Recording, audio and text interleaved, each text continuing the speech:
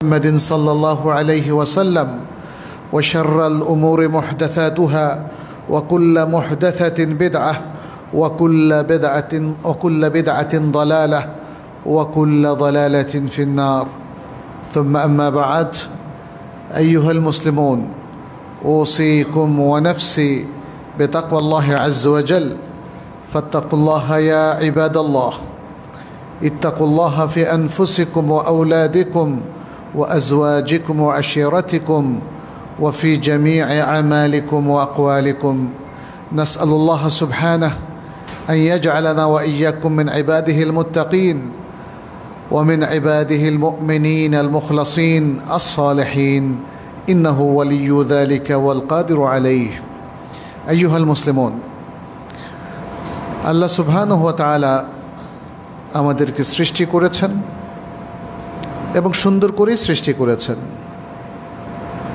একটা সুষম ব্যালেন্সড একটা শরীর দিয়েছেন, মাইন্ড দিয়েছেন এবং জীবন দিয়েছেন। জীবনটা একটা মহা সম্পদ, যাতে আমরা জীবনের প্রত্যেকটা জায়গায় সুন্দর সুষমভাবে আমরা চলাফেরা করতে পারি, জীবনটা যাপন করতে পারি ব্যালেন্সড ওয়েতে। সেজন্য তিনি ওহী নাজিল করেছেন আল কোরআন এবং আস সুন্নাহর মাধ্যমে মুসলিম এবং সারা বিশ্বের সকল মানুষ যেন ভারসাম্য রক্ষা করে চলতে পারে, তেমন একটা চমৎকার প্রোগ্রাম তিনি দিয়েছেন। আমরা আজকের আলোচনায় জীবনের সকল ক্ষেত্রে কিভাবে আমরা ভারসাম্য রক্ষা করতে পারবো আল কোরআন এবং সুন্নাহর ভিত্তিতে, সেটা নিয়ে একটু আলোচনা করব ইনশাআল্লাহ। যেহেতু আল্লাহ তাআলা আমাদেরকে দুটো জিনিস দিয়েছেন, এক সৃষ্টি এবং দ্বিতীয় হচ্ছে নিয়ম নীতি, শরিয়াহ যেটাকে আমরা বলি। সৃষ্টির ক্ষেত্রেও কিন্তু তিনি আমাদেরকে অসাধারণ একটা ভারসাম্যযুক্ত চমৎকার সৃষ্টি উপহার দিয়েছেন। আমরা আলোচনা সংক্ষিপ্ত করার জন্য অল্প কিছু দলিল এখানে উল্লেখ করব। যেমন আল্লাহ সুবহানাহু ওয়া তাআলা তিনি সূরা ৩-এর মধ্যে বলেছেন, লাকাদ খলাকনাল ইনসানা ফি আহসানি তাকওয়িম, অবশ্যই আমরা মানুষকে অত্যন্ত চমৎকারভাবে সৃষ্টি করেছি, অর্থাৎ তাকে ব্যালেন্স রক্ষা করে সৃষ্টি করেছি। প্রত্যেক সুস্থ মানুষের দুটো চোখ, দুটো হাত, দুটো পা, এভাবে যেটাই আপনি দেখেন না কেন খুবই যৌক্তিক এবং সুন্দর। আল্লাহ সুবহানাহু ওয়া তাআলা সূরা আল ইনফিতারের মধ্যে বলেছেন, আল্লাযী খালাকাকা ফাসাওয়াকা ফাআদালাক, তিনি তোমাকে সৃষ্টি করেছেন, তোমাকে সুষম করেছেন। ফাসাওয়াকা মানে সুষম করেছেন এবং ফাআদালাক একদম সঠিক করে যথার্থ করে দিয়েছেন। আল্লাহ মানুষকে সৃষ্টি করে তাকে সুষমও করেছেন, যথার্থ করেছেন। ফলে সৃষ্টির মধ্যে যে ভারসাম্য আমরা দেখতে পাচ্ছি, এটা শুধু মানুষ নয়, বরং আল্লাহর সৃষ্ট প্রকৃতির মধ্যেও সর্বত্র ভারসাম্য আছে। মানুষ যাতে নিঃশ্বাস নিতে পারে, যথেষ্ট পরিমাণ অক্সিজেন এখানে আছে। মানুষ যাতে পৃথিবীতে থাকতে পারে, এজন্য মধ্যাকর্ষণ শক্তি দিয়েছেন। চন্দ্র সূর্যকে সুনির্দিষ্ট একটা নিয়মের মধ্য দিয়ে আবর্তন করিয়েছেন, করিয়ে যাচ্ছেন। সূর্য এবং চন্দ্র কিংবা যে কোনো গ্রহ কিংবা নক্ষত্র আল্লাহর নির্দেশ ছাড়া কখনোই কক্ষচ্যুত হয় না। সব কিছুর মধ্যে একটা চমৎকার ব্যালেন্স আছে। এই মহাশূন্যের মধ্যেও একটা ব্যালেন্স আছে। এত সৃষ্টি যদি আপনি এমনি দেখেন, মনে হয় যেন একটা আরেকটার সাথে তো লেগে যাওয়ার কথা, লেগে যাচ্ছে না। ব্যালেন্স রক্ষা করে চললে, ভারসাম্যতা রক্ষা করে চললে কখনো লেগে যায় না। আপনারা এরোপ্লেনের অ্যাপস আপনি প্লে স্টোর থেকে নামিয়ে দেখেন, একসাথে সারা বিশ্বের সমস্ত প্লেনগুলোকে যখন দেখবেন মনে হয় যেন একটা আরেকটার সাথে লেগে যাচ্ছে, কিন্তু আসলে কি লাগছে? লাগছে না। কেন? কারণ তারা সায়েন্টিফিক ব্যালেন্সটা রক্ষা করে, অর্থাৎ একটা আরেকটার সাথে যেন না লাগে। ওই ব্যালেন্সটা রক্ষা করার যদি কোনো নিয়ম নীতি তারা ফলো না করতো তাহলে লেগে যেত। আল্লাহ সুবহানাহু ওয়া তাআলা আমাদেরকে সৃষ্টিগতভাবে ভারসাম্যওয়ালা একজন প্রাণী হিসাবে বা মানুষ হিসাবে আমাদেরকে সৃষ্টি করেছেন। ফলে আমাদের যেমন নির্দিষ্ট সময় খাওয়া, ঘুমানো, কাজ করা, এগুলো ভাগ ভাগ করে দেওয়া আছে। শরীরেরও একটা ঘন্টা আছে বা নিয়ম আছে, ডিসিপ্লিন আছে। সেই ডিসিপ্লিন নিয়ে যারা চলবেন একটা ভারসাম্যপূর্ণ শারীরিক জীবনযাপন করতে পারবেন। আপনি যদি খাবারে ভারসাম্যহীনতা তৈরি করেন, দেখবেন যে নানা রোগ ব্যাধি চলে আসবে। আপনার কিডনি ফাংশন করবে না, হার্টটা ঠিকমতো ফাংশন নাও করতে পারে, ফুসফুসের মধ্যে প্রবলেম দেখা দিতে পারে। এরকম নানা রকম যদি আপনি খাবারে ইমব্যালেন্সড হন, আপনি ঠিকমতো না ঘুমালেও আপনি একটা প্রবলেমে পড়বেন। ঘুমেরও কিছু কোর টাইম আছে, যেমন এশার পর থেকে ঘুমিয়ে পড়া, তাই না? আপনি এই জায়গায় ইমব্যালেন্স তৈরি করলে এর খেসারত কিন্তু আপনাকে দিতে হবে। এটা হলো সৃষ্টিগত বিষয়। আল্লাহ সুবহানাহু ওয়া তাআলা আমাদেরকে যে ডিসিপ্লিনটা দিয়েছেন ওহির জ্ঞানের আলোকে, সেটারও মূল উদ্দেশ্য হচ্ছে জীবনের প্রত্যেকটা ক্ষেত্রে একটা ভারসাম্যপূর্ণ জীবন যাপন করা, ভারসাম্য রক্ষা করে চলা। শরিয়া ভিত্তিক এই যে নীতিমালা দেওয়া হয়েছে, এখানে ইমব্যালেন্স তৈরি হলে সমাজের মধ্যে নানা ধরনের বিপর্যয় দেখা দেয়, অরাজকতা দেখা দেয়, আখলাকি ইনহিতাত এবং অধপতন দেখা দেয়, মানবাধিকার লঙ্ঘন দেখা দেয়, মানুষের মধ্যে হিংসা বিদ্বেষ হানাহানি দেখা দেয়। যাতে এগুলো মানুষের নিয়ন্ত্রণে থাকে এবং যাতে এসব কিছু নিয়ন্ত্রণের মধ্য দিয়ে একটা ভারসাম্যপূর্ণ জীবন আমরা যাপন করতে পারি, আল্লাহ সুবহানাহু ওয়া তাআলা এই জন্য ইসলামী শরিয়াত আমাদেরকে দিয়েছেন, বিশ্ব মানবতাকে দিয়েছেন। অতএব আমাদেরকে কোরআন সুন্নাহ ভালো করে পড়তে হবে, জানতে হবে, যাতে আমরা আমাদের ব্যক্তিগত জীবনে, পরিবারে, সমাজে, রাষ্ট্রে এবং বিশ্বের সর্বত্র এই ভারসাম্য রক্ষা করতে পারি, ভারসাম্যপূর্ণ জীবন যাপন করতে পারি। আমরা সেটা নিয়ে আজকে একটু আলোচনা করব। প্রথমেই যেহেতু আল্লাহ সুবহানাহু ওয়া তাআলা স্পষ্ট করে দিয়েছেন আমাদের সৃষ্টির মূল উদ্দেশ্য কি? আল্লাহর ইবাদত করা। ওয়ামা খালাকতুল জিন্না ওয়াল ইনসা ইল্লা লিয়াবুদুন। জিন এবং ইনসানকে আমার ইবাদতের জন্যই আমি সৃষ্টি করেছি। কে বলেছেন? আল্লাহ সুবহানাহু ওয়া তাআলা বলেছেন। ইবাদত হচ্ছে আমাদের মেইন প্রোগ্রাম, জীবনের মূল লক্ষ্য, উদ্দেশ্য। কিন্তু তার মধ্যেও ভারসাম্য প্রয়োজন আছে। আল্লাহ সুবহানাহু ওয়া তাআলা 5 ওয়াক্ত সালাত আমাদের উপর ফরজ করেছেন, 5টা ভিন্ন সময়ে। এর বাইরে বাকিটাকে নফল করে দিয়েছেন, ফরজ করেন নাই। বলেন নাই যে মানে হয়তো একটা মাস তোমাকে সারা দিন সারা রাত শুধু সালাতই পড়তে হবে, এটা বলেননি।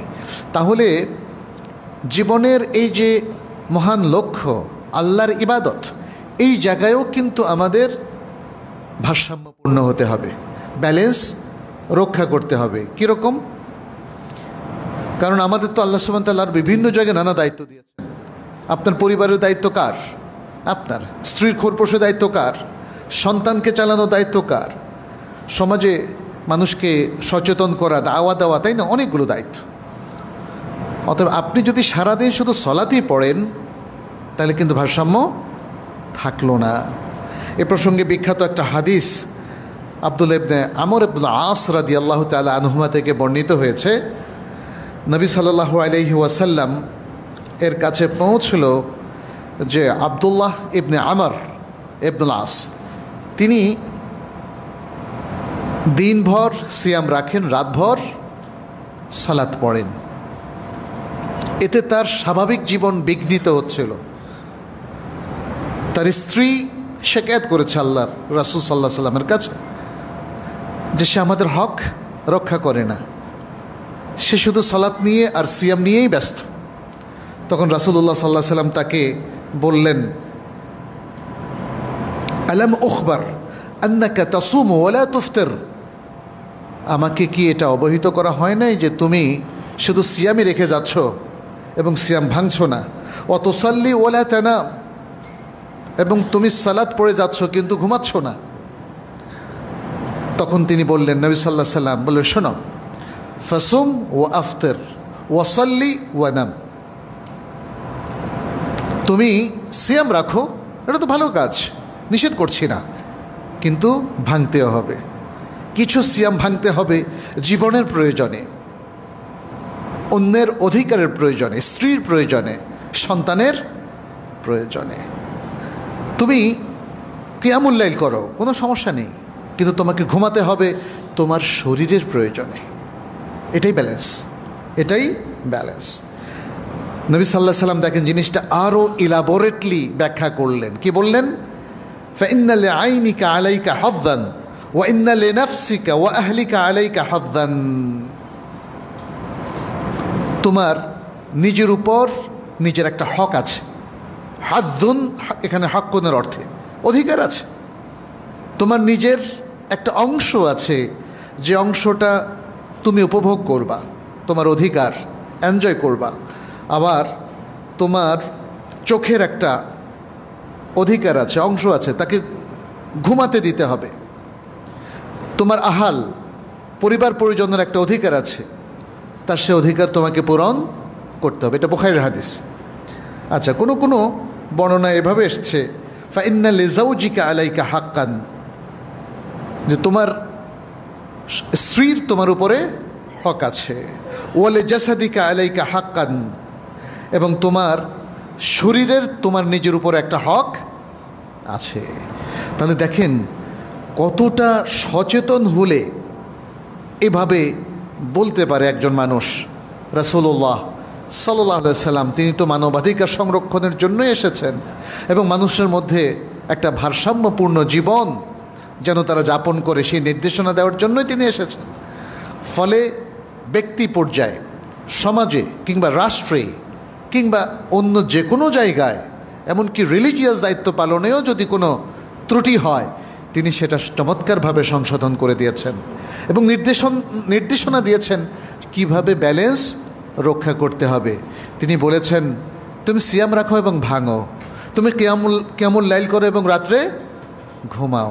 কি চমৎকার ব্যালেন্স! দুটো মিলেই তো জীবন। কিন্তু যদি আমি সারা রাত আবার ঘুমিয়ে থাকি, ব্যালেন্স কি থাকলো?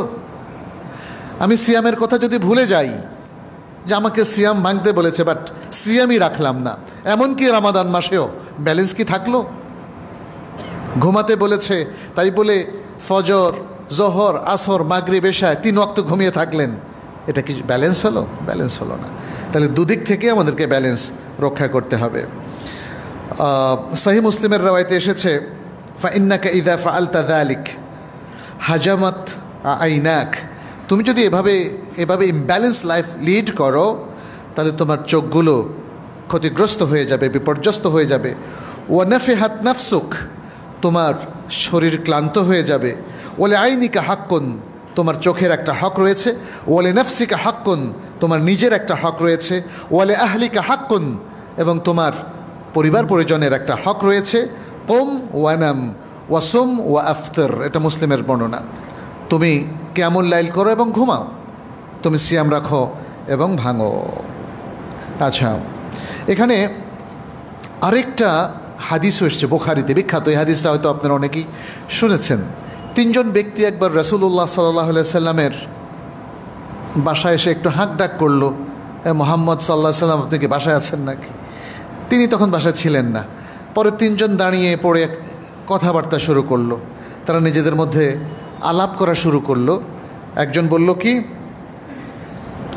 বলল যে কোথায় মুহাম্মদ সাল্লাল্লাহু আলাইহি সাল্লাম আর কোথায় আমরা? তিনি তো আল্লাহর নবী। গাফারাল্লাহু মা তাকাদ্দামা মিন যামবিহি ওয়া মা তাআখার, আল্লাহ তার পূর্বের পরের সকল পাপকে ক্ষমা করে দিয়েছেন। আমাদের তো আর সেই সুসংবাদটা নাই। তাহলে আমরা কি করব? আমরা একটা কঠিন জীবন যাপন করব। একজন বললেন, কি বললেন? আম্মা আনা ফাইন্নী উসাল্লিল লাইলা আবাদান, আমি সারা রাত জেগে শুধু সালাত পড়বো আর পড়বো আর পড়বো। আরেকজন কি বললেন? আনা আসুমু দাহরা ওয়ালা উফতির, আমি যুগের পর যুগ সিয়াম রেখেই যাব এবং সিয়াম ভাঙব না। আর আরেকজন বললেন আম্মা আনা ফাআতাজিলুন নিসা, আমি নারীদের থেকে দূরে থাকবো, বিবাহই করব না। এইটা যত প্রবলেমের মূলে। হ্যাঁ, তিনজন দেখেন তিনটা কথা বললেন। নবী সাল্লাল্লাহু আলাইহি সাল্লাম ঘরে আসলেন এবং শুনতে পেলেন যে তিনজন ব্যক্তি এখনও অপেক্ষা করছে এবং তারা এই ধরনের কথা বলেছে। তখন নবী সাল্লাল্লাহু আলাইহি সাল্লাম তিনি তাদের দিকে বের হয়ে আসলেন, বললেন আনতুমুল্লাযীনা কুলতুম কাযা ওয়া কাযা, তোমরা কি সেই সব লোক যারা এরকম এরকম বলেছ? আমা ওয়াল্লাহি ইন্নী লা আখশাকুম লিল্লাহ ওয়া আতকাকুম লাহ ওয়ালাকিন্নী আসুম ওয়া উফতির ওয়া উসাল্লি ওয়া আরকুদ ওয়া আতাজাওয়াজুন নিসা। বললেন তাহলে শুনে রাখো, আমি তোমাদের মধ্যে আল্লাহকে সবচেয়ে বেশি ভয় করি এবং তোমাদের মধ্যে সবচেয়ে বেশি মুত্তাকি ব্যক্তি, আমি তাকওয়া রক্ষা করি। আমি সিয়াম রাখি এবং ভাঙি, আমি রাতে সালাত পড়ি এবং ঘুমাই, এবং আমি নারীদেরকেও বিবাহ করি। সুবহানাল্লাহ, this is the balance, the role model for the whole human kind.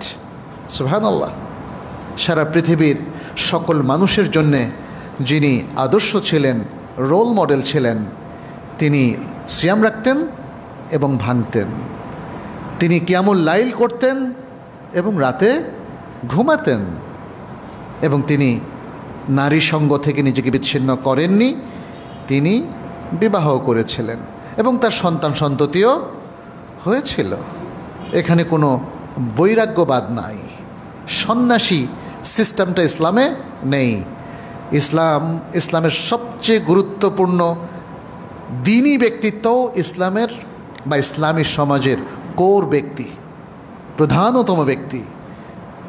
দিন, ধর্ম কিংবা ধর্মীয় জীবনের নামে সমাজ থেকে, মানুষ থেকে, রাষ্ট্র থেকে বিচ্ছিন্ন হওয়ার কোনো নিদর্শন তিনি রেখে যান নাই, কোনো ইনস্ট্রাকশন অথবা নির্দেশনাও তিনি দেন নাই। দিস ইজ দ্য ব্যালেন্স, এটাই হলো ব্যালেন্স। আচ্ছা, তাহলে আমরা সংক্ষেপে এতটুকু বলবো যে আমাদের ব্যালেন্স প্রথম করতে হবে ইবাদতের মধ্যে। আল্লাহর ইবাদত গুজার বান্দা হয়ে শুধু ইবাদতটাই চালিয়ে গেলেন আর সব জায়গায় ইমব্যালেন্সড হয়ে গেলেন, এটা ইসলাম অ্যালাউ করে না। আমরা সমাজের মধ্যে বহু রকম ইমব্যালেন্স দেখি। খুব ইবাদত গুজার কিন্তু মানুষের সাথে ব্যবহার ভালো না, ব্যালেন্স থাকলো কি না? ইবাদত গুজার ঘুষ খায়, ব্যালেন্স থাকলো কি না? ইবাদত গুজার সুদের সাথে তার সম্পর্ক আছে, অথবা সে অফিসে খুব ভালো, বাসায় কিন্তু জঘন্য, আবার বাসায় খুব ভালো, বাইরের মানুষের সাথে জঘন্য। এটা কিন্তু ব্যালেন্স হলো না। ইবাদত মানুষকে পরিশীলিত করে। আপনি আল্লাহর বান্দা, আল্লাহর ইবাদত করছেন, তাহলে আপনার নৈতিকতায় পরিবর্তন আসছে না কেন? ইবাদত মানুষকে পজিটিভ করে, ইবাদত মানুষকে ইতিবাচক করে, বিনয়ী করে। কারণ আপনি আল্লাহর সামনে নিজেকে পৃথিবীর সবচেয়ে বিনয়ী ভদ্র ব্যক্তি হিসাবে উপস্থাপন করেছেন, তাহলে আল্লাহর বান্দাদের সামনে উদ্ধত আচরণ কেন করবেন? কেন অহংকার এবং দম্ভ আপনাকে মিসগাইড করবে? কেন?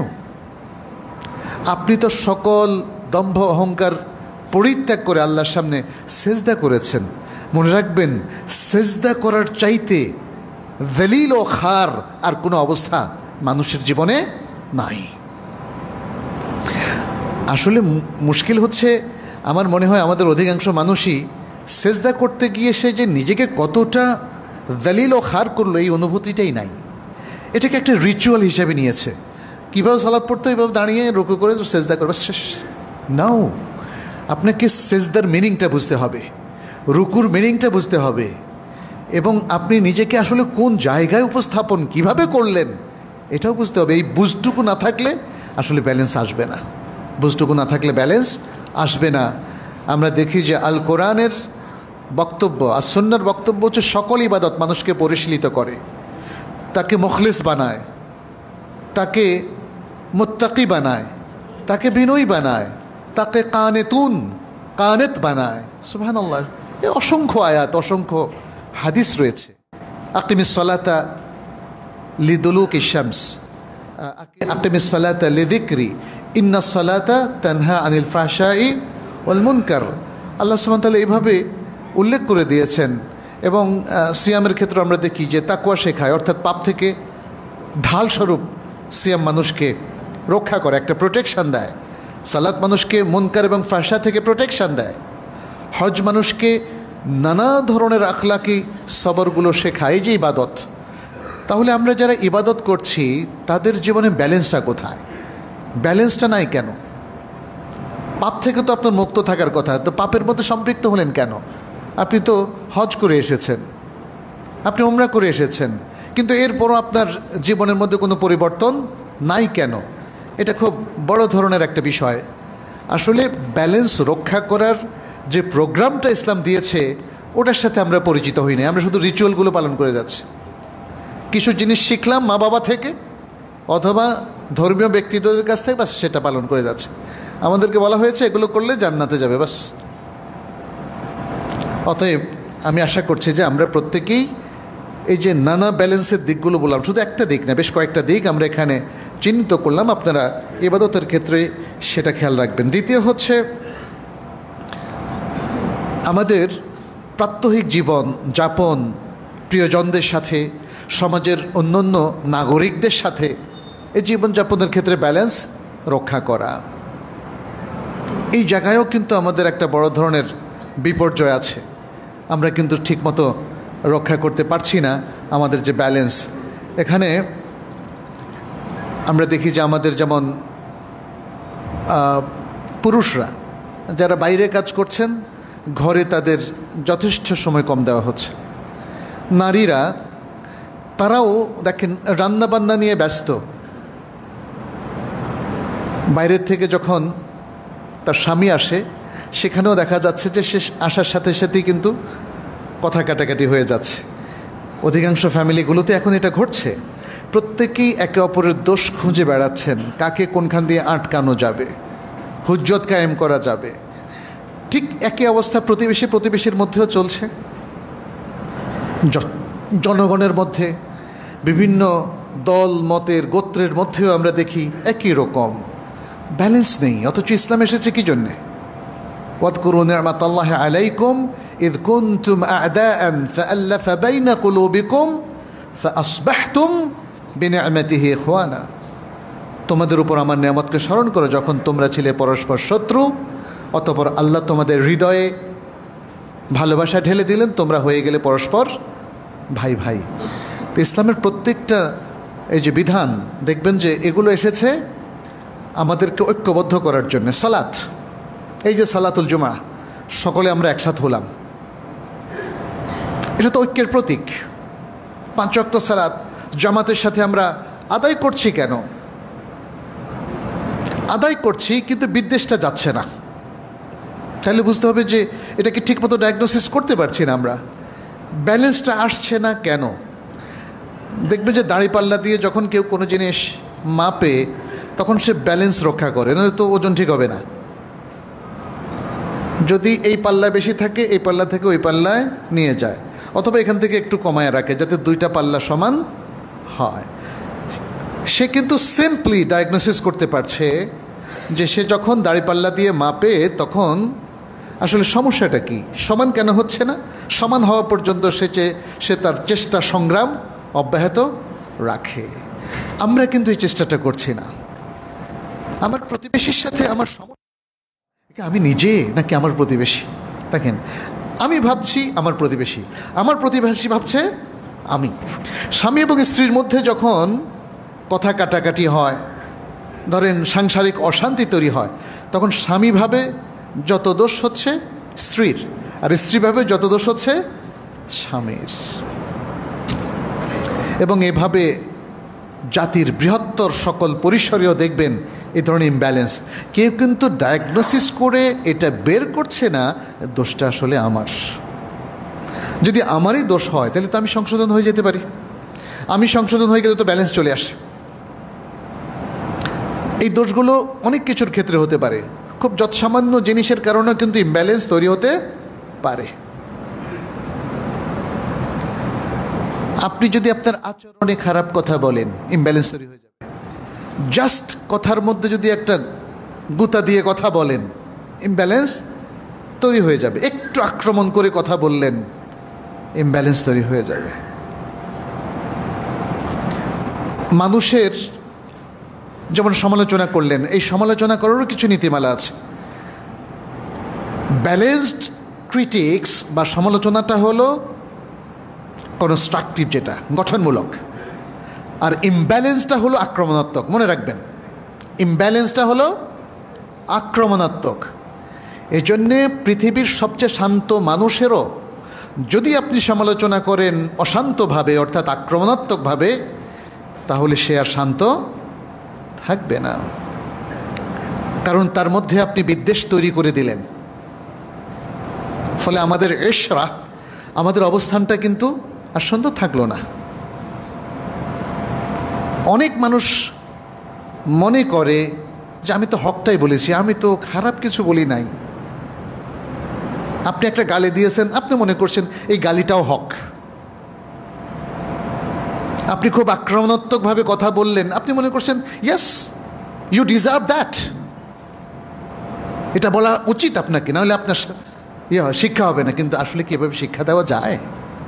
এটা ইমব্যালেন্সড ওয়ে, ভারসাম্যহীন কথাবার্তা, ভারসাম্যহীন আচার আচরণ, এবং এর মধ্য দিয়ে একটা পরিবারও যেমন শান্তিপূর্ণ জীবনযাপন করতে পারে না, একটা সমাজেও মানুষ শান্তিপূর্ণভাবে থাকতে পারে না, কারণ কারোর মধ্যে কোনো ব্যালেন্স নাই। ব্যালেন্স ছাড়া জীবনযাপন, কথাবার্তা, আচার আচরণ, আদান প্রদান, ব্যবসা বাণিজ্য, এভরিথিং। আপনি দেখবেন আমাদের বাজার, এখানে যখন ইমব্যালেন্স তৈরি হয়ে যাবে, এই বাজারটা কিন্তু বড় ধরনের একটা বিপর্যয় সমাজের মধ্যে সৃষ্টি করবে। আমরা দেখি মাঝে মাঝে পেঁয়াজের দাম, চালের দাম, ডিমের দাম, মানে যেগুলো প্রতিদিন আমরা খাই, এগুলোর দাম বেড়ে যায়। আপনি দেখবেন যে এই যে স্টক এক্সচেঞ্জ, ওখানেও হঠাৎ করে স্টকগুলোর দাম বেড়ে যায়, কমে যায়। মনে রাখবেন এটা ইমব্যালেন্সের কারণে হচ্ছে। কোথাও কোনো বিপর্যয় ঘটেছে, আসলে কোথাও কোনো ফাসাদ, কোথাও কোনো সমস্যা তৈরি করা ছাড়া আসলে ইমব্যালেন্স তৈরি হয় না। আর যখনই এরকম ইমব্যালেন্স তৈরি হয়, তখন তার যে ফলাফল, ট্রমাটিক সিচুয়েশান, একটা বড় বিপর্যয় তৈরি হওয়া, এটাও কেউ রোধ করতে পারে না। স্বামী স্ত্রীর মধ্যে যখন এভাবে আচার আচরণগত ইমব্যালেন্স তৈরি হয়, তখন সেটা শেষ পর্যন্ত দেখবেন যে তালাকে গড়ায়, অথবা একজন আরেকজনের উপর হাত তোলে, খুনাখুনি পর্যন্তও হয়ে থাকে। একইভাবে অন্য ক্ষেত্রেও এই ইমব্যালেন্স আমাদের জীবনটাকে অতিষ্ঠ করে ফেলে, সমাজটাকে অতিষ্ঠ করে ফেলে, ঘৃণা বিদ্বেষ আর হানাহানিতে ভরপুর করে দেয়। অথচ ইসলাম তো এগুলোকে রিমুভ করতে এসেছে। সেজন্য এই জায়গায়ও ভারসাম্য আমাদের প্রয়োজন। আচ্ছা, এরপরে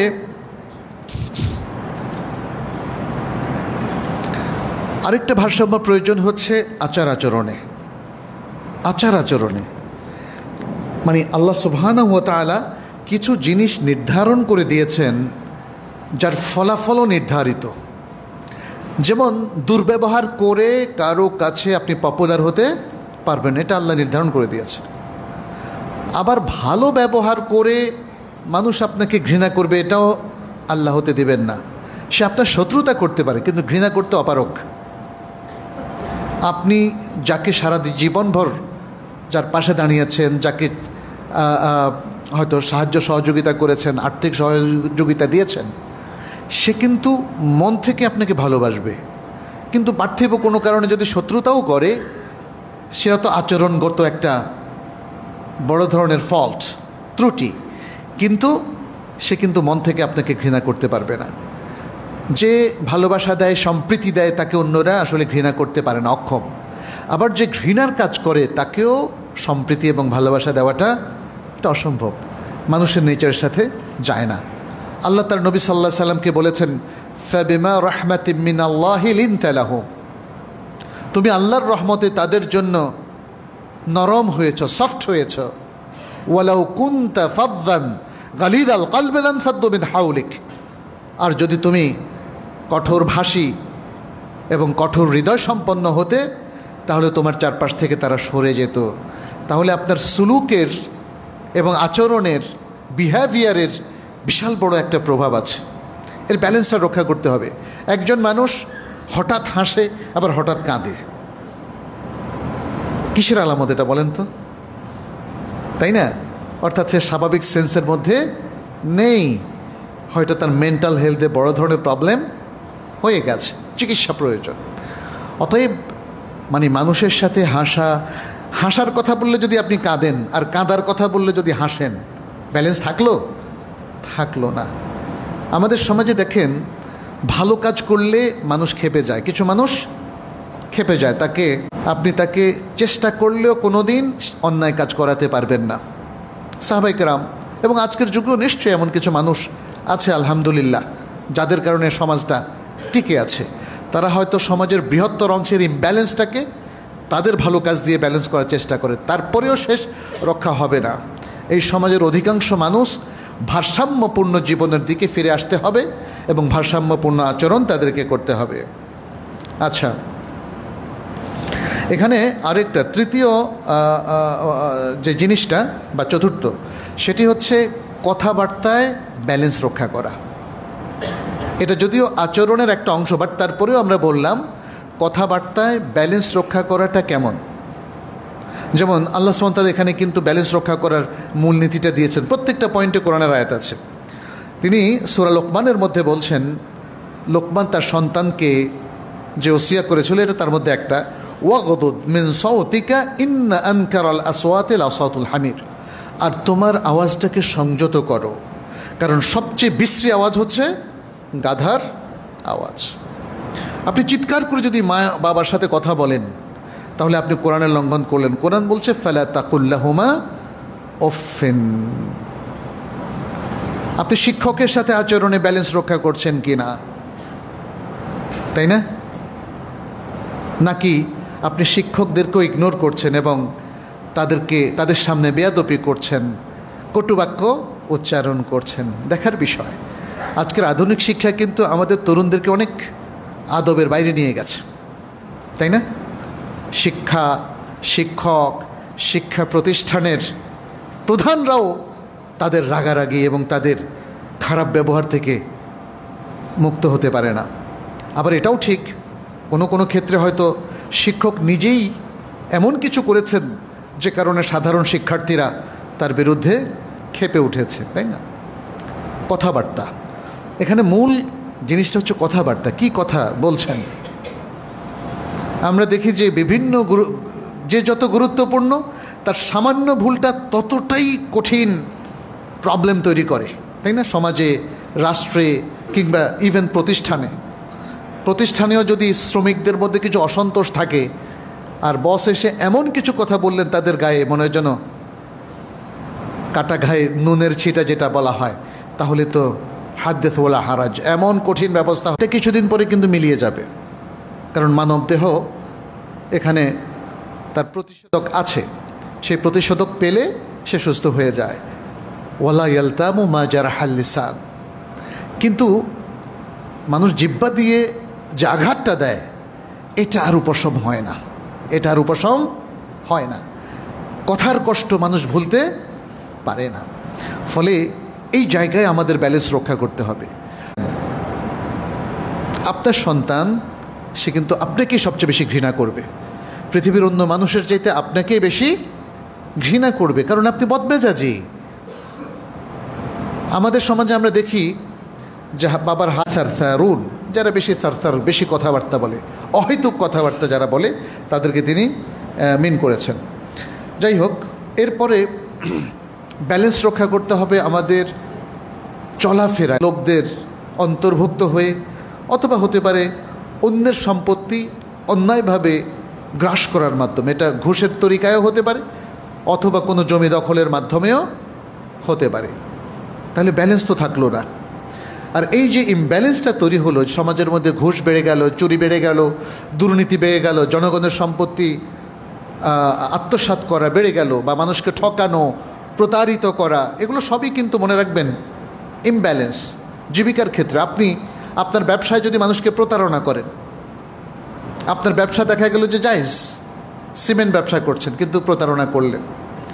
আপনি ডিভাইস, ইলেকট্রনিক ডিভাইস যেমন ফোনের ব্যবসা করছেন, কিন্তু যদি এর মধ্যে প্রতারণা থাকে তাহলে কি ইনকামটা হালাল হবে? হবে না। এটা হলো ইমব্যালেন্স। এই ইমব্যালেন্সের কারণে যে কোনো সমাজে, যে কোনো প্রতিষ্ঠানে, যে কোনো জায়গায় যখনই এরকম ইমব্যালেন্স তৈরি হবে, তার ফলাফলও কিন্তু বিপর্যয়, কেউ রোধ করতে পারবে না, ভয়ঙ্কর বিপর্যয় হবে সেখানে। যে সমাজে দুর্নীতি বেশি, সেই সমাজে আসলে মানুষের অধিকার লুণ্ঠিত হয় সবচেয়ে বেশি।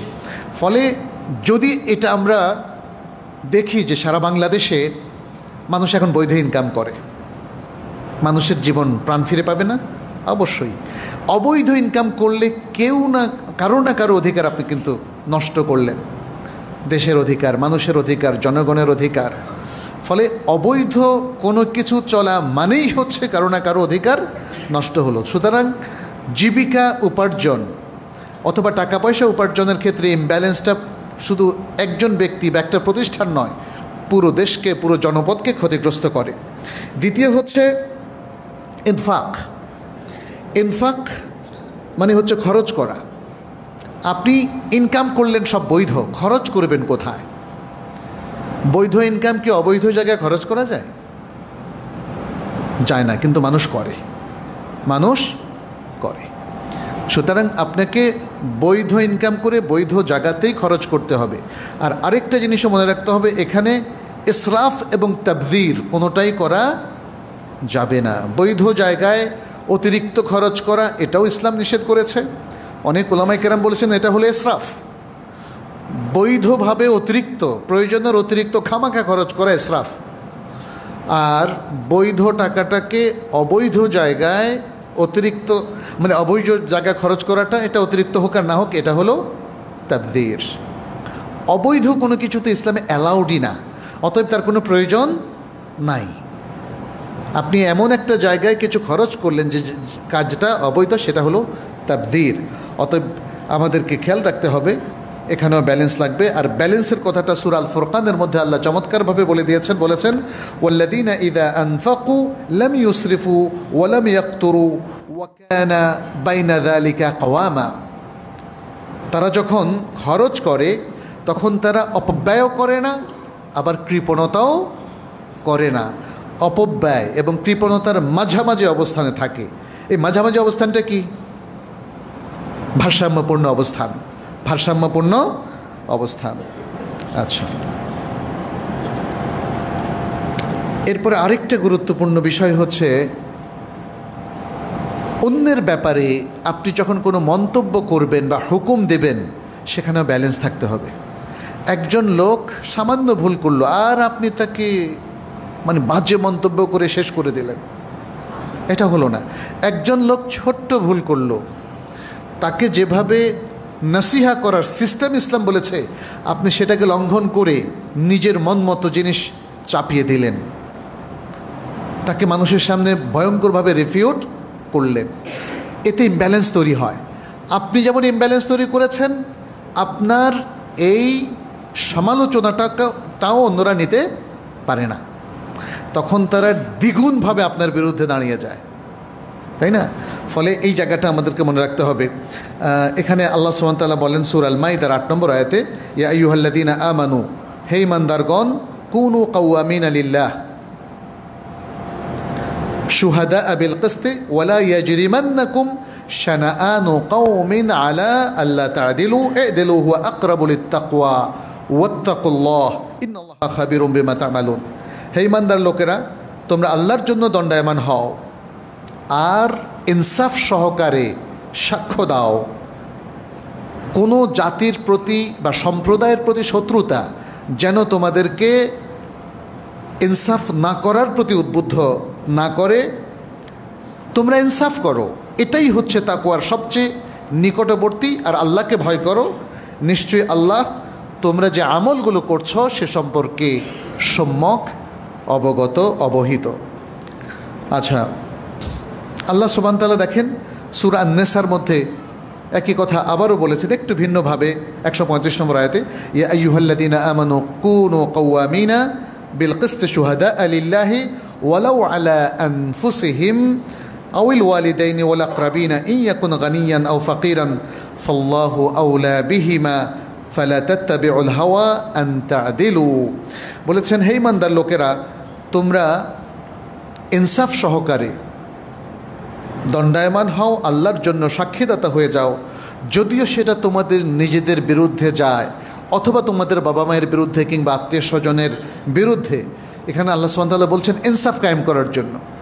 আপনি অন্যায় করেছেন, আপনি নিজেকে জাস্টিফাই কেন করছেন? এটা ইমব্যালেন্স। আপনার উচিত হচ্ছে স্বীকার করে নেওয়া।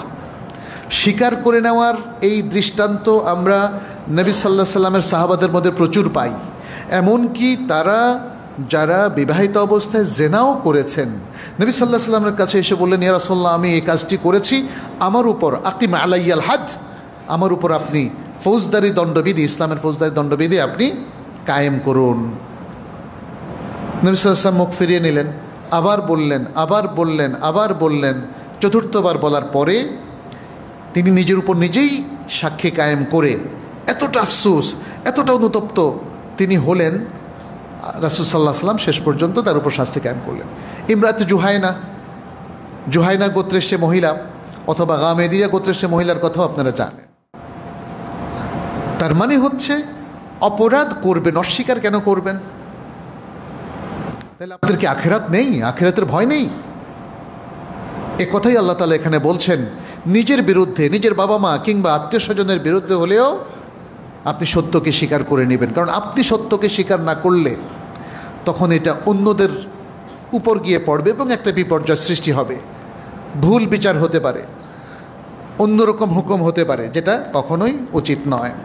এই জন্য আল্লাহ সুবহানাহু ওয়া তাআলা শেষে এসে বললেন, ফালা তাত্তাবিউল হাওয়া আন তা'দিলু, অতএব আদল ইনসাফ না করার জন্য তোমরা তোমাদের প্রবৃত্তিকে অনুসরণ করো না।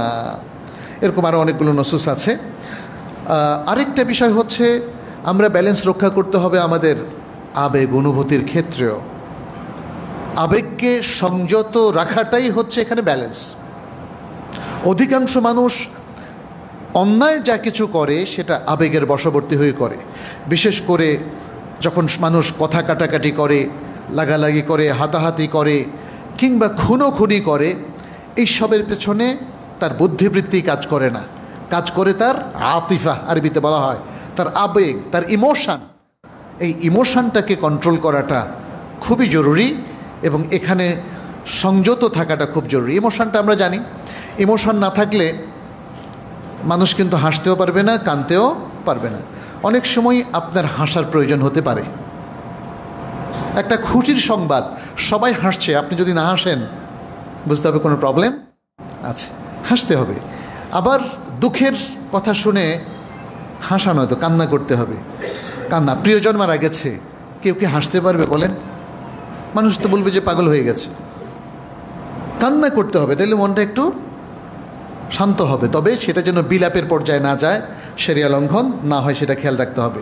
তার মানে হচ্ছে আতিফা বা ইমোশনের দরকার আছে, কিন্তু ইমোশনটা যদি এক্সেসিভলি আমরা ইউজ করি তাহলে কিন্তু বিপর্যয় ঘটে যায়। ফলে এই জায়গায় আমাদেরকে সংযত হতে হবে। ইমোশনটাকে কন্ট্রোল করার জন্য ইসলাম আমাদেরকে সিস্টেম বাতিয়ে দিয়েছে। ইমোশনকে কন্ট্রোল করতে হবে বুদ্ধি দিয়ে, কিন্তু অনেক সময় বুদ্ধিও খুব ভালো সার্ভিস দেয় না, তখন বুদ্ধিকে কন্ট্রোল করতে হবে। আমি বলেছিলাম একদিন এখানে, মনে আছে আপনাদের?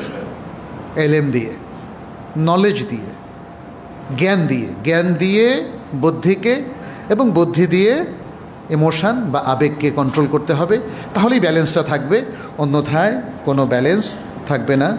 আমরা প্রিয় ভাইরা, জীবনের প্রত্যেকটা ক্ষেত্রে আসলে ব্যালেন্স প্রয়োজন। আজকে এই ব্যালেন্সগুলো হারিয়ে গেছে। ইভেন আমাদের জীবনের জন্য যে পরিবেশ দরকার, যে খাদ্য দরকার, সে জায়গাও আজকে ব্যালেন্স আর নাই। সব জায়গায় ভেজাল আর ভেজাল। উল্টাপাল্টা জীবনধারা, চিন্তা চেতনা সব কিছু আমাদেরকে ইমব্যালেন্স করে দিয়েছে। সবচেয়ে বেশি ইমব্যালেন্স করেছে আমাদেরকে আমাদের এই মুসলিম সমাজের শিক্ষা ব্যবস্থা। আমাদের শিক্ষা ব্যবস্থা এটা কোরআন সুন্নাহর প্রতিনিধিত্ব করে না। আমাদের জাতীয় শিক্ষা ব্যবস্থার কথা বলছি, সেখানে ন্যূনতম কোরআন শুদ্ধ করে পড়ারও কোনো ব্যবস্থাপনা নাই। আল্লাহকে সঠিকভাবে চেনার কোনো শিক্ষা নাই। রাসূল সাল্লাল্লাহু আলাইহি ওয়াসাল্লামের রিসালাতের মূল উদ্দেশ্য এটা বোঝার কোনো উপায় নাই। এই শিক্ষা ব্যবস্থা আমাদেরকে স্বার্থপর এবং ইহুদি নাসারাদের নির্ভরশীলতা শিখিয়েছে। ফলে মুসলিম জীবনে দেখা দিয়েছে ভয়ঙ্কর এক ইমব্যালেন্স, ভারসাম্যহীনতা, যেটার জের টানতে হচ্ছে পুরো জাতিকে। মুসলিমরা যদি জেগে না ওঠে, তারা যদি সচেতন না হয়, তাদের অধ্যয়ন যদি না বাড়ায়, বুদ্ধিবৃত্তিক অ্যাপ্রোচ এবং জ্ঞানের চর্চা, রিসার্চ এগুলো যদি না বাড়ায়, তাহলে মুসলিমরা কখনোই ঈপ্সিত লক্ষ্যে পৌঁছতে পারবে না। মনে রাখবেন, রাসূল সাল্লাল্লাহু আলাইহি ওয়াসাল্লামের যুগে আজকের মতো আধুনিক রিসার্চ ছিল না বটে, কিন্তু যে কথাগুলি আমরা বললাম ব্যালেন্স রক্ষার জন্য পুরোটাই তিনি সেখানে ইমপ্লিমেন্ট করেছিলেন, বাস্তবায়ন করেছিলেন। এবং আমরা অতিরিক্ত কিছুই বলছি না। রাসূল সাল্লাল্লাহু আলাইহি সাল্লামের যে মানহাজ, যে নীতিমালা, যে ম্যাথোডলজি, যে পদ্ধতি এবং ওহির জ্ঞান ধারণ করা, বোঝা, উপলব্ধি করা এবং সেগুলোকে আমলে কনভার্ট করার যে পদ্ধতি রাসূল সাল্লাল্লাহু আলাইহি ওয়াসাল্লাম অনুসরণ করেছেন, আজকে সিম্পলি শুধু সেটা অনুসরণ করলেই আমাদের জন্য যথেষ্ট। কিন্তু আজকে অন্য দুর্নীতিগ্রস্ত জাতি কিংবা ধর্ম, তাদের কৃষ্টি কালচার দ্বারা প্রভাবিত হয়ে আজকে আমাদের মুসলিম উম্মার বড় ধরনের প্রবলেম হয়ে গেছে। আমরা কিন্তু সরাসরি প্রত্যেকেই এখন যে ব্যালেন্সটা রক্ষা করার কথা বলা হচ্ছে, এটা কিছুটা দুরূহ হয়ে পড়েছে। কারণ এই ব্যালেন্সটা রক্ষা করার জন্য তো আমাকে কোরআন সুন্নাহর জ্ঞানটাকে প্রাধান্য দিতে হবে এবং সেই জ্ঞানটা সবার মধ্যে ছড়িয়ে দিতে হবে। সেই জ্ঞানটা অর্জনের মধ্য দিয়ে ব্যালেন্সটা ফিরে আসতে পারে।